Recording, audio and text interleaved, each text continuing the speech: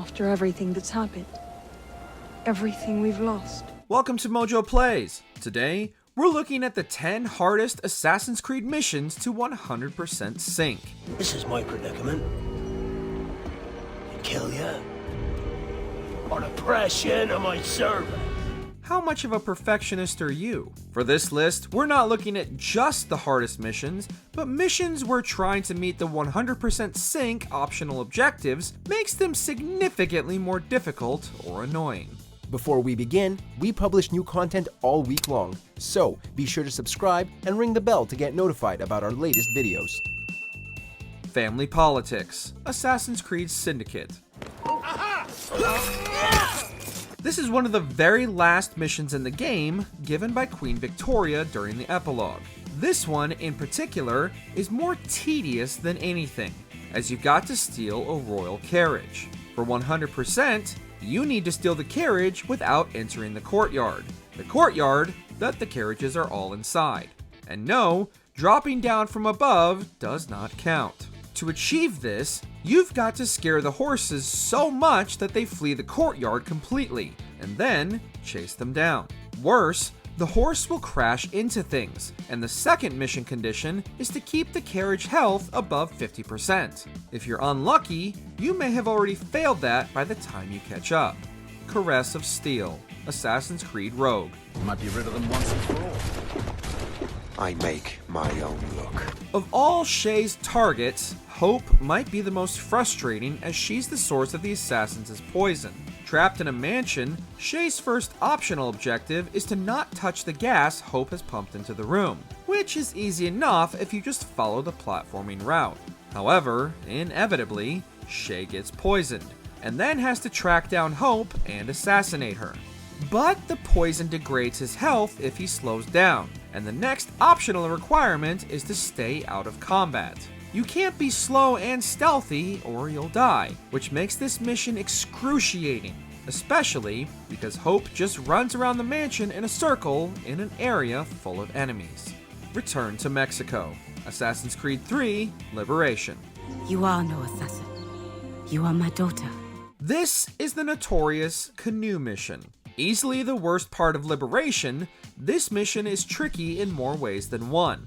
First is the previously mentioned canoe sequence, which is very finicky to control and takes a while to get the hang of. There are no 100% objectives for the canoeing part, however.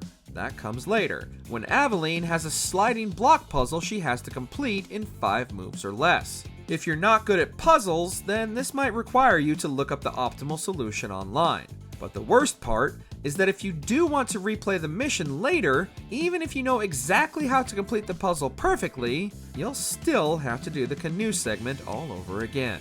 The Champion, Part 2. Assassin's Creed Revelations. That same brute has now set his sights on the printer's father, a local herald. This was also on our hardest missions video, but it's even trickier if you want to complete the 100% option. Ezio and his apprentice need to defend a herald from assassination, a standard mission type in the series. But to get 100%, you've got to not let the herald take any damage, which requires sticking to him like glue and just getting lucky. Many completionists were confounded by this mission, using all kinds of tactics, including traps and elaborate bombs to try and defend him. The best strategy is to stay near him and throw stink bombs to stun everybody who gets close, and then take them out easily. Requiem, Assassin's Creed Brotherhood.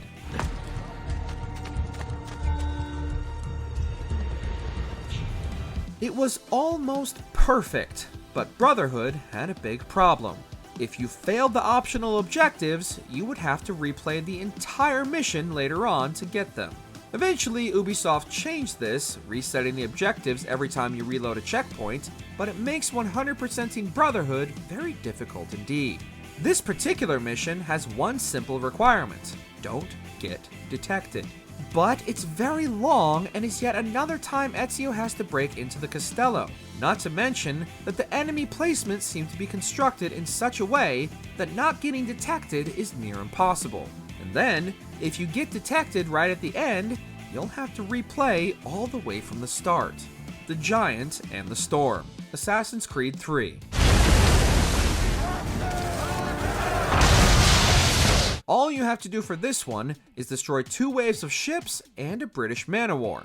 Except with the added requirement you defeat the ships by igniting the powder kegs. That amount of precision is almost impossible during a naval battle. The strategy is to use the chain shot to destroy the masts of the enemy ships, and then ram the ships and finally target the powder stores with the swivels. But remember, if you've upgraded the Aquila's ram, you might destroy the ships before you get to do this. So don't upgrade the ram for the entire game just to get 100% on this one mission. The Escape, Assassin's Creed Unity. What? No time to explain! Run! If it's your first time playing Unity, achieving 100% sync on this mission might seem almost impossible, since you really need to know the route ahead of time. Elise is in a hot air balloon, and as Arno, you need to both keep up with the rogue balloon and not touch the ground to get full synchronization. It's not just platforming either. You've also got to take out the guards trying to shoot down the balloon, and you've got to do it quickly. Losing the balloon won't fail the mission, it'll just hang around until you get near enough again, but it will fail the optional objective, meaning you'll have to replay if you want it to unlock. The Siege of Charlestown, Assassin's Creed 4 Black Flag. Another one that's difficult in its own right, even without extra objectives, the Siege of Charlestown is one of those missions you'd much rather skip. The whole thing is silly from the start, as it begins as a ship tailing mission through a swamp the Jackdaw isn't built for. Periodically, the ship stops and Edward has to disembark to clear a watchtower, and when he does, you get the optional objective to use sleep darts on 3 crocodiles and then skin a crocodile. It's just a hassle to do this on top of an already very annoying mission. Plus, when the ship tailing is over, guess what you have to do next? That's right, regular tailing! And then a long scripted chase that's all too easy to mess up. The Battle of Bunker Hill, Assassin's Creed 3. This mission is infamous among fans for having very difficult optional requirements. First, Connor has to cross the battlefield without taking damage. This can be confusing at first, but the trick is to ignore the sound effects of the guns firing, and to instead look at where they flash in the distance, using that to time your runs between cover. After you've accomplished this, you've then got to air assassinate John Pitcairn. To do this, there's a very specific platforming route through tents, over the trees, and then onto a flagpole that Ubisoft wants you to follow, which isn't immediately apparent. And you've also got to remain undetected, as if the rest of it wasn't bad enough. Hell on Wheels, Assassin's Creed Brotherhood. No instructions, of course. Forward!